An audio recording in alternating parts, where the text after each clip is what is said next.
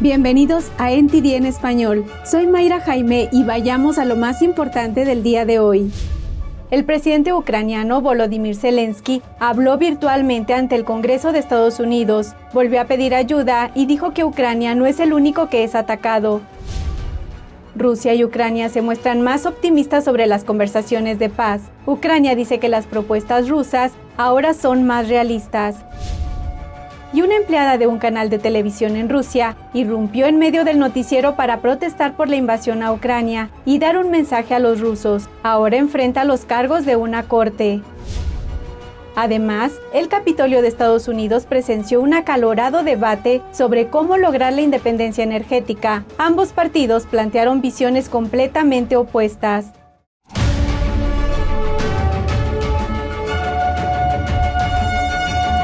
Nuevamente bienvenidos a NTD en español. Nuestro compromiso es traerle las noticias de forma honesta y veraz. Muchas gracias por acompañarnos. Y comenzamos. El presidente ucraniano Volodymyr Zelensky se dirigió virtualmente esta mañana a las dos cámaras del Congreso. Instó a los legisladores a proporcionar más ayuda militar, ya que su país sigue luchando contra los ataques aéreos rusos.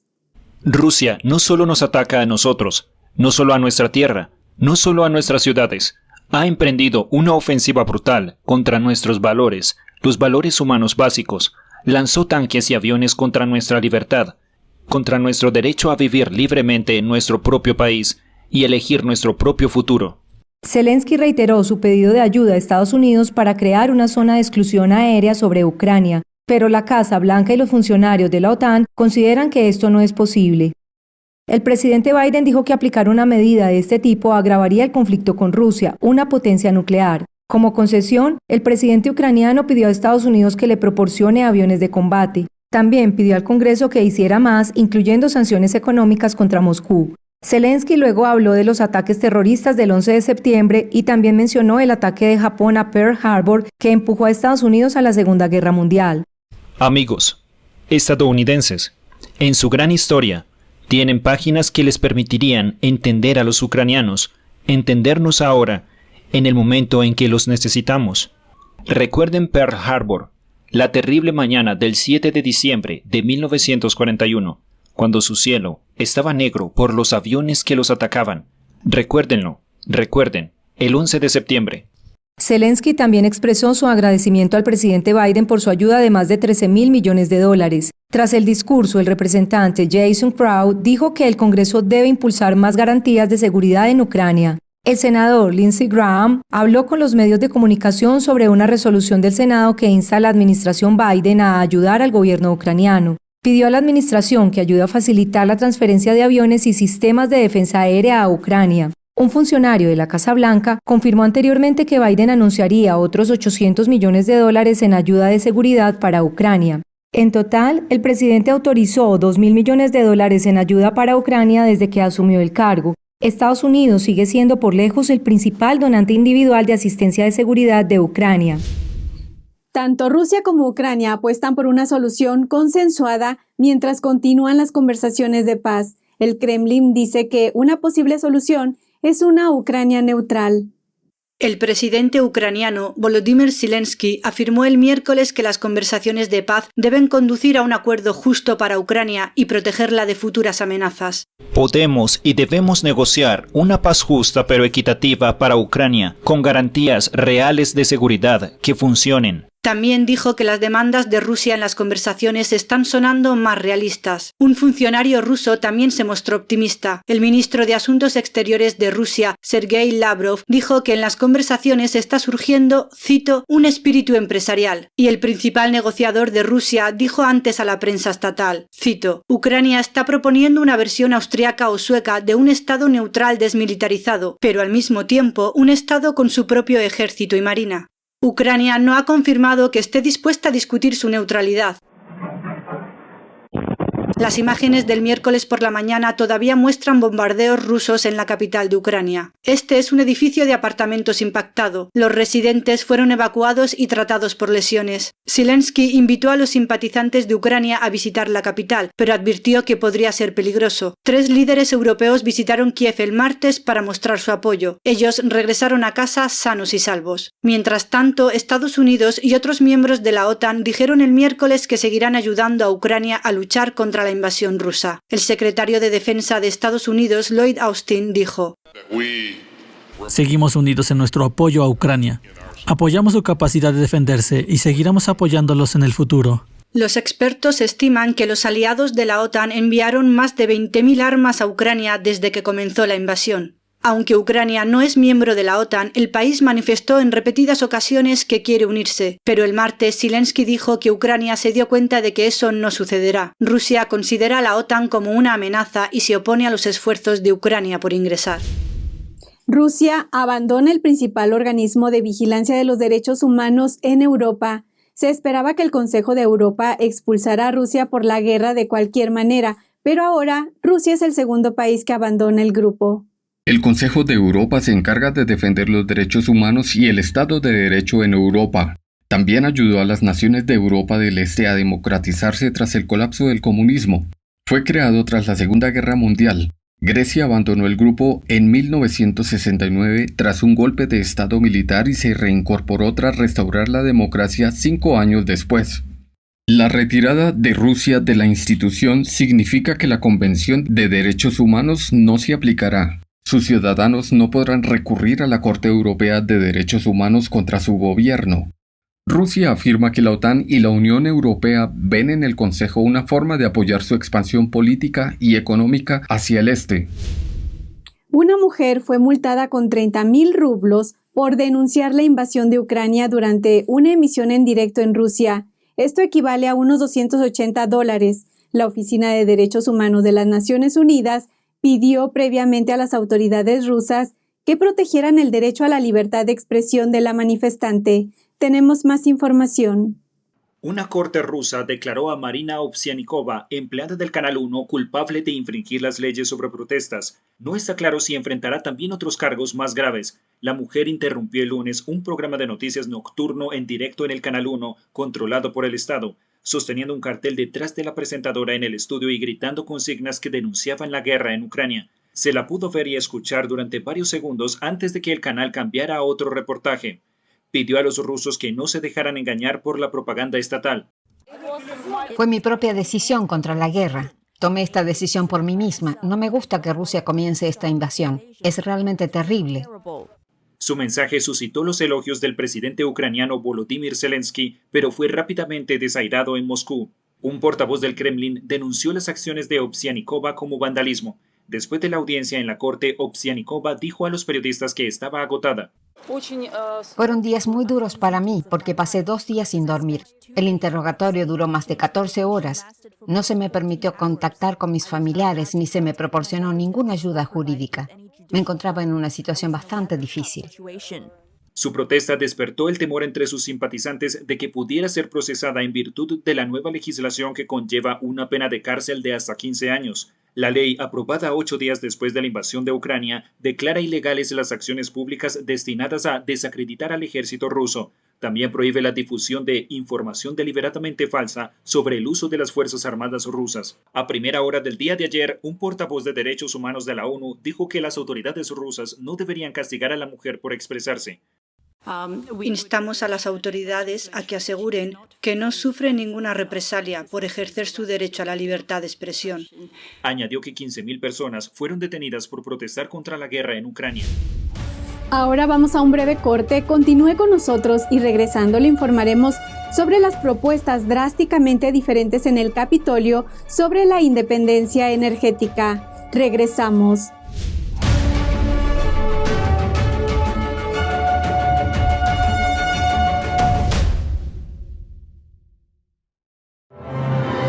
Por fin, la espera ha terminado. Shenyun regresa con un espectáculo completamente nuevo, lleno de belleza, majestuosidad y un poderoso mensaje de esperanza. Descubra la cultura perdida de la antigua China. Descubra la temporada 2021 de Shenyun. Un mundo más maravilloso le espera. Consiga sus boletos hoy.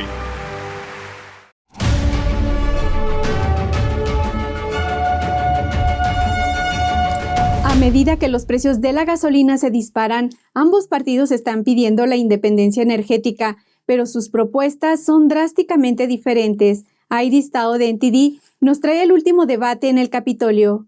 Los peligros de nuestra dependencia del petróleo extranjero. Los demócratas se han sumado al pedido de los republicanos a favor de la independencia energética. Esto se da en medio del aumento de los precios de la gasolina en todo el país y la incertidumbre sobre la energía y la seguridad nacional, pero sus enfoques son diferentes. La solución a largo plazo es que continuemos una transición rápida y agresiva hacia las energías renovables y fuentes de combustible más limpias. En una rueda de prensa, un grupo de legisladores demócratas pidió al gobierno de Biden que se aleje de los combustibles fósiles, en los cuales, según ellos, se ha demostrado que no se puede confiar en tiempos difíciles. Mientras no podamos dejar de depender por completo de los combustibles fósiles, los estadounidenses serán vulnerables a este tipo de subidas de precios y a las restricciones a las cadenas de suministros que están dañando a las familias americanas hoy en día. Pero uno de ellos admitió que se necesita más petróleo para hacer frente a la crisis. Siendo pragmáticos y realistas, todos reconocemos que ahora mismo, para enfrentar este problema, necesitamos reservas para cumplir con la demanda. Y algunos están yendo aún más lejos. El caucus progresista del Congreso, que cuenta con casi 100 legisladores, planea presionar esta semana al presidente Biden para que declare al cambio climático como una emergencia nacional y prohíba las perforaciones con combustibles fósiles en terrenos públicos. Sin embargo, algunos republicanos, junto con el demócrata Joe Manchin, están pidiendo exactamente lo contrario. Punto de acción inmediata para aumentar la producción nacional de gas y petróleo, tanto en terrenos federales como no federales. Ellos están pidiendo a la Casa Blanca nuevas licencias para explotación de petróleo y gas en tierras federales. Mientras tanto, la Casa Blanca culpó a las compañías petroleras por no utilizar sus permisos de perforación para aumentar la producción, pero algunos republicanos dicen que es el ambiente hostil creado por la administración lo que está obstaculizando a las compañías nacionales producir más. Reportando desde Washington, D.C., Iris Tao, NTD Noticias. La Casa Blanca está advirtiendo al Congreso de graves consecuencias si no aprueban rápidamente más de miles de millones de dólares de alivio por la pandemia, y en el Capitolio, algunos legisladores están presionando a la administración Biden preguntando por qué se han ampliado las órdenes de uso de mascarilla en un momento en que muchos estados están levantando sus requisitos. Melina Weisskopf de NTD tiene más información. Al menos durante el próximo mes, tenemos que seguir llevando mascarillas en los aviones y en el transporte a nivel nacional. El gobierno extendió la orden que se suponía que terminaría en unos pocos días. Ahora algunos republicanos están expresando sus críticas. En restaurantes de todo el país, ahora sin mascarillas. Tenemos los centros comerciales, en todas partes, menos en un aeropuerto. Pero de acuerdo a las directrices de los CDC del pasado viernes, el 98% de los americanos es libre de elegir no ponerse una mascarilla en lugares cerrados. No tiene ningún sentido continuar esto. El senador Roger Wicker y otros enviaron una carta al presidente Biden solicitando a la administración que ponga fin al mandato, mientras que otro grupo de legisladores está demandando a los CDC, argumentando que la agencia carecía de autoridad para emitir el mandato porque el Congreso no lo aprobó primero. El senador Ted Cruz lo llama un teatro político. El pueblo americano debe tener las mismas reglas de uso de mascarillas. Los miembros del Congreso tenían la dirección del Estado de la Unión. Hace solo 2 semanas vimos cerca de 35 miembros del Congreso sentados en el pleno de la Cámara. No creo que hubiera ni 5 con mascarillas entre ellos. Y la Casa Blanca advirtió hoy que el gobierno se está quedando sin dinero para responder a la pandemia. Biden pidió al Congreso que apruebe aún más miles de millones de dólares para garantizar que el gobierno pueda seguir desarrollando y almacenando vacunas, pastillas, antivirales, mascarillas y tratamientos y pruebas gratuitas, especialmente para las personas sin seguro. La presidenta de la Cámara de Representantes, Nancy Pelosi, pretende que la Cámara apruebe algo de dinero esta semana, pero no está claro cuánto. Los republicanos se arriesgan a anular la extensión del mandato de uso de mascarillas, llevando al Pleno una votación para anular esta medida esta semana. Reportando desde Washington, D.C., Melina Weisskopf, NTD Noticias. Colorado tiene una de las regulaciones más relajadas sobre el aborto. No hay límite sobre cuándo se puede realizar el procedimiento y no es necesario un motivo médico. Sin embargo, los demócratas aprobaron un proyecto de ley que codificaría el derecho al aborto, convirtiéndolo en ley. Otros estados también se dirigen a esta dirección antes de que la Corte Suprema emita una decisión histórica. Miguel Moreno de NTD nos da más detalles. Durante el fin de semana, los legisladores de Colorado tuvieron un debate histórico sobre un proyecto de ley de derecho al aborto. Debatieron durante más de 24 horas, pero la ley de equidad en la salud reproductiva sobrevivió y se aprobó el lunes en la Cámara de Representantes en un voto partidista. Es absolutamente uno de los proyectos de ley más extremos que hemos visto en el país.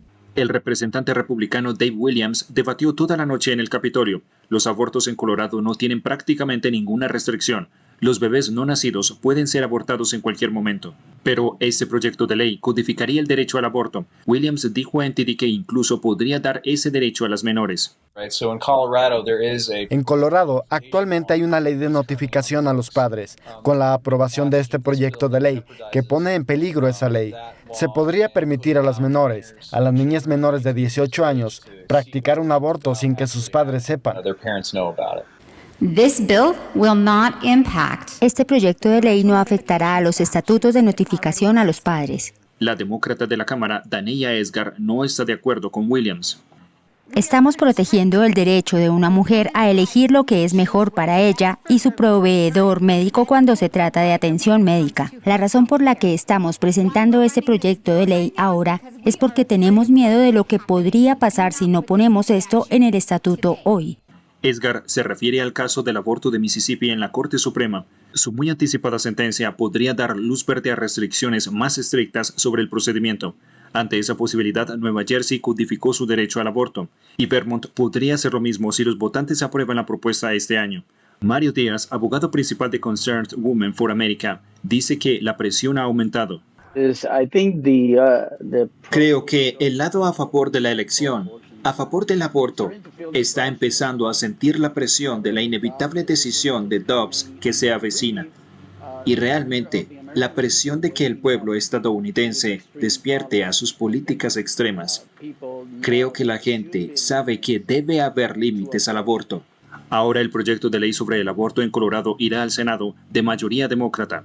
Miguel Moreno, NTD Noticias. Ahora vamos a un breve corte. Continúe con nosotros y regresando le informaremos sobre la controvertida ley del pase sanitario en Francia, que ya ha sido suspendida. No se vaya, regresamos.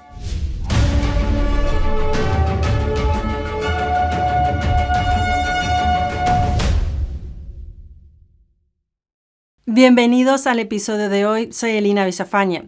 Según nuevos informes sobre la efectividad de las vacunas, afirman que... Comencemos hablando sobre las últimas elecciones. Hay investigaciones que confirman que hubo... Varias investigaciones comprueban que el origen del virus es el laboratorio de... Bienvenidos al episodio de hoy, soy Elina Villafañe. No pierda más tiempo, infórmese sin censura desde Epoch TV.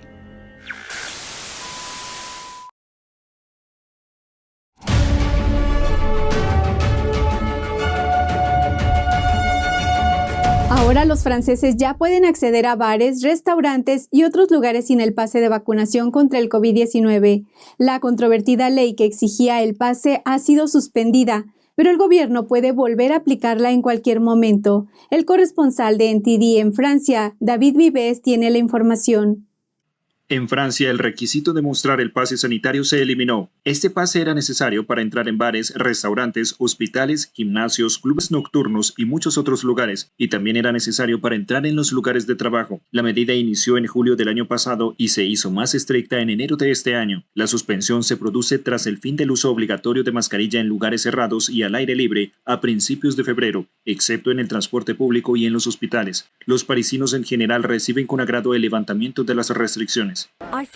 Me siento con más luz sin mascarilla. Volvemos a ver la sonrisa de la gente. Es mucho más agradable trabajar sin mascarilla. Es un cambio enorme. Es muy bueno ver a la gente sin mascarillas. Siento que hay más gente en la calle. Me gusta mucho. Me preocupa porque todavía se están registrando casos. Por ejemplo, mi nuera se sintió mal ayer, así que siento que es demasiado pronto. El mayor cambio será para los entre 5 y 6 millones de franceses que se negaron a recibir la vacuna y por tanto fueron excluidos de las actividades sociales en virtud de la ley del pase sanitario. Aunque ahora se han levantado casi todas las medidas restrictivas, parece que llevará tiempo dejar los hábitos formados en los 2 últimos años. En París, muchos de los que pasan por allí siguen llevando mascarillas al aire libre. Aunque el proyecto de ley fue suspendido, ha dejado su huella en la sociedad. Muchos abogados denunciaron que las leyes que rodeaban el pase sanitario eran discriminatorias. Según un analista de políticas, es probable que este tipo de leyes de emergencia no desaparezcan cuando se acabe la crisis, sino que se normalicen los proyectos de ley que van en contra de los derechos de las personas. Según el editorialista Eric Berach, el pase sanitario marcó un cambio del que será difícil regresar. Es un momento de giro. Éramos una sociedad con Estado de Derecho. Ahora estamos en una sociedad de autorización. Esto se parece al sistema de crédito social chino. Se premia a los buenos ciudadanos y se discriminan los llamados malos. David Vives, NTD Noticias, París.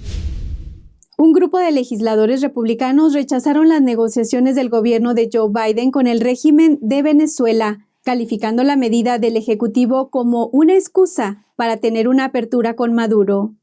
Los congresistas republicanos por Florida, María Elvira Salazar, Mario Díaz-Balart y Carlos Jiménez, criticaron este martes las negociaciones de la administración Biden con el dictador venezolano Nicolás Maduro.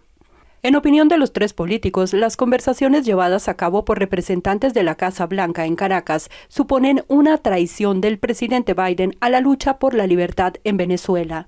Ni para el pueblo venezolano, ni para la causa de la libertad, no tiene ningún sentido. De acuerdo con la Casa Blanca, el objetivo de las negociaciones era conversar sobre la seguridad energética, luego que los precios del petróleo y el gas se dispararon tras la guerra de Rusia y Ucrania. Sin embargo, los legisladores dijeron que esto es un golpe a la seguridad nacional de los Estados Unidos y recordaron que Estados Unidos quiere llevar ante la justicia a Maduro.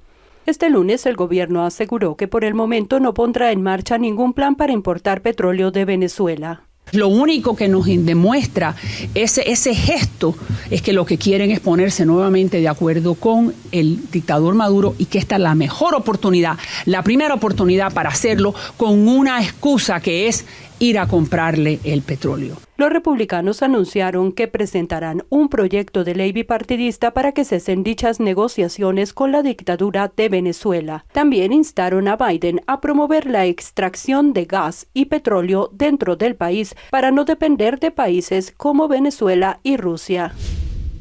Funcionarios mexicanos y estadounidenses debatieron sobre la necesidad de hacer frente al flujo de migrantes sin precedentes, buscan soluciones para manejar la crisis y resolver otros problemas transfronterizos. México acordó con la delegación estadounidense trabajar en la infraestructura fronteriza. La Cancillería mexicana calificó un proyecto de cruce fronterizo como prioridad estratégica.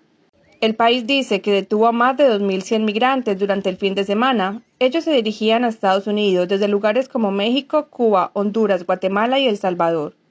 Anteriormente, el presidente de México dijo en Twitter que su gobierno discutió temas laborales y de migración con Estados Unidos. Los funcionarios dijeron que también están viendo a algunos rusos y ucranianos pasar de México a Estados Unidos. Los funcionarios están tratando de apoyarlos repartiendo información en ruso y ucraniano. El jefe de Seguridad Nacional se encuentra en México para realizar reuniones antes de dirigirse a Costa Rica.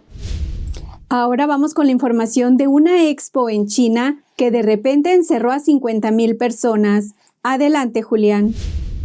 Una exposición de belleza en China se convirtió en una pesadilla debido a un supuesto caso positivo del virus del PCC.